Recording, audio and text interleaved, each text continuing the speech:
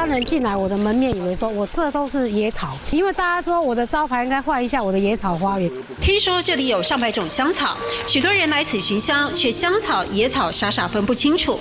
周慧敏总是先提醒，别只相信眼睛。它真的都是香草，而且还可以泡茶。然后这个是那个澳洲茶树，茶树精油的哈，可以用在就是洗头发哈，或是杀菌的，哦。真的，好，这个是月桂，月桂叶。小小千厅里原来有这么多宝，这些香草植物不需等烹调入菜，直接入口，色香味俱全。我们看到这些都可以直接吃，是哦，所以要给董奇，这很新鲜呢。都会自家种的啊，头刚有说都会去家种的，都是自己种的。经营香草花园，都会女子回归乡野，听来是个浪漫的梦。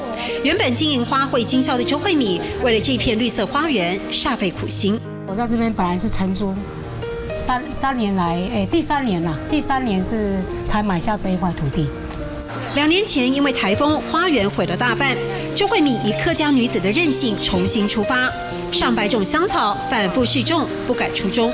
我是卖快乐赚健康。是这样子，因为我觉得说生活就是这样子。因为你如果说大家都是放假日才来这边，然后大家匆匆忙忙的吃，匆匆忙忙的走，那对他来讲，他就没有休息的感觉。有点偏僻的桃园乡间，周慧敏建构一处让客人可以慢活放松的空间，也传递一种生活态度。可以问问自己这个问题：你是有钱有闲，有钱没闲，还是有闲没钱呢？